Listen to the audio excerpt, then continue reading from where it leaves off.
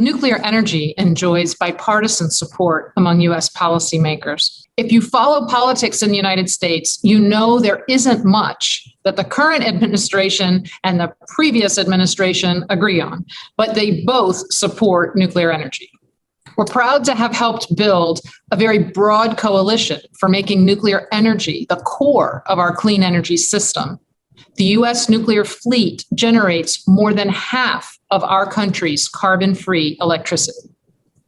Since taking office, the Biden administration has championed nuclear energy, both because it's zero carbon and for the long-term well-paying jobs that it provides. Senior officials have called the next few years a cannot-miss opportunity for nuclear.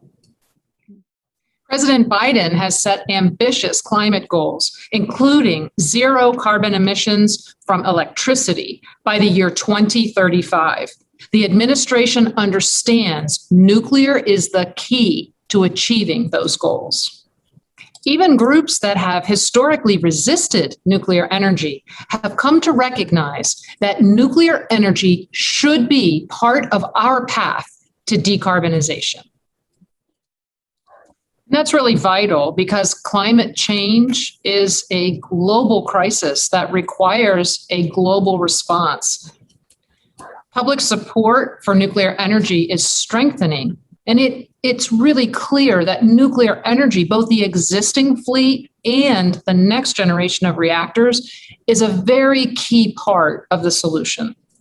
And that's why we're seeing more investment in nuclear energy everywhere, from private companies to public utilities, to the federal government itself.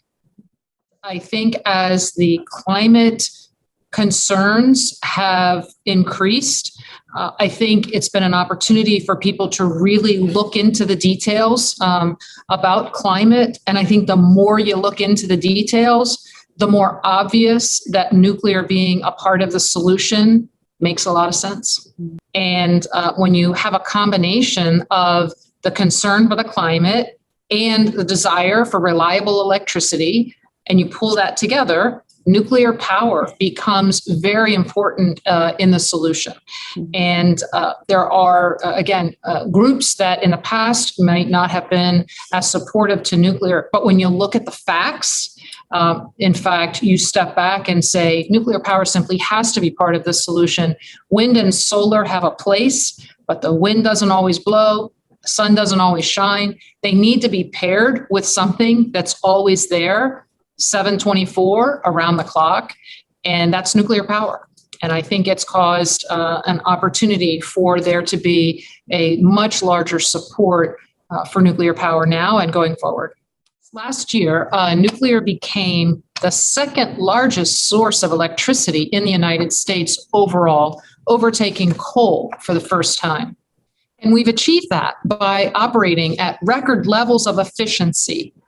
In 1989, it would have taken 33 additional reactors to generate the same amount of electricity that we generated in 2020. For over 22 years in the United States, we have operated at a greater than 90% capacity factor. That has come with many years of ensuring and focusing on operational excellence. And we are now today reaping those benefits of really focusing on how to operate at an excellent capacity here in the United States. And 22 years at greater than a 90% capacity factor is an example that we have been able, through lessons learned, through sharing information, to really raise the level of performance across the entire fleet. We need to keep the existing plants online, and at the same time, closures show that the urgency of building the next generation of nuclear reactors just as soon as we can. These new technologies will be cost competitive, especially with carbon emitting sources. Investing in nuclear energy can provide communities with jobs and reliable pollution-free electricity for many decades to come. In the private sector alone, there are dozens of new technologies that are actively in development. TerraPower, for example, just announced plans to build its advanced reactor demonstration at a retired coal plant in Wyoming. A strong partnership between the Japanese and US industries can help share these innovative technologies around the world.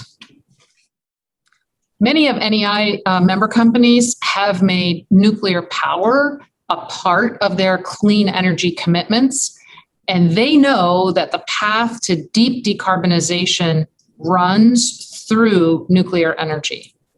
Our goal is to keep the existing nuclear fleet running, in part by extending the lives of the plants that have not yet obtained license renewal, while also bringing new advanced reactor designs online just as soon as possible. I spent the first part of my career operating nuclear plants, and I know firsthand that a well-maintained plant can be operated safely for 80 years or more. And we have almost all of our entire fleet here in the United States licensed to 60 years, and we now have 3 plants that have already been approved for 80 years, and 3 more who are currently undergoing the approval process for their 80-year license. The latest technological innovations will make nuclear reactors smaller, simpler, and safer. They'll be even more efficient than existing reactors and more cost-effective. And Japanese companies are helping to bring these technologies to market. Look at the multi-million-dollar investments in NuScale from JCG Holdings and IHI in Japan. And the BWR X300 small modular reactor also has a partnership with Hitachi GE. In order to address climate change, Japan will need to make these advanced nuclear reactors a part of its energy strategy. As we've discussed, the climate crisis requires every nation to take action. So none of us can afford to stand idly by. I think both the United States and the Japanese nuclear industries can offer unparalleled resources and expertise to countries that want to make nuclear the core of their clean energy future. In fact, I'm excited about the opportunities for our nuclear companies to work together on next generation reactor demonstration and exports. Nuclear energy offers a unique solution to developing nations as well, looking to bring electricity to millions of people while reducing carbon emissions. So investing in nuclear power also increases the energy independence of developing nations. And we think by pursuing trade opportunities and continuing to promote nuclear energy in international forums, the U.S. can help ensure that more nations have access to nuclear power. Without leadership from governments and the nuclear industry in developed countries, we will not be able to effectively combat the climate crisis. Well, it's hard to see how Japan could possibly achieve its climate goals without nuclear energy. To avoid meeting demand with fossil fuels, nuclear energy must be a part of the equation. Now, Japan has the capacity, the talent, and the infrastructure to make nuclear a key part of its clean energy future. Of course, that isn't going to magically happen overnight. I mean, those who are uncertain about the role nuclear energy can or should play in Japan really should look to the United States. We are demonstrating how nuclear energy is safe, resilient, and cost-effective. The Japanese industry has to speak with one voice and send a very clear message. Without nuclear energy, we cannot meet our climate commitments. And science backs up that message. But if our two nations come together to innovate and bring new makes and models to the market, we can accomplish so much more. The climate crisis is the defining challenge of our time, and we must approach this issue with the urgency that it requires. With nuclear power playing a central role in the world's clean energy future, we can make decarbonization a reality. Absolutely. Again, I think Japan has expertise and can demonstrate bringing their current nuclear plants online that they also want to play in the broader nuclear market.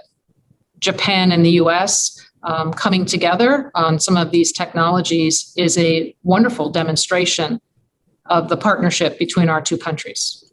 This is an exciting time for nuclear, and we are looking forward for Japan to have a seat at that table with the United States.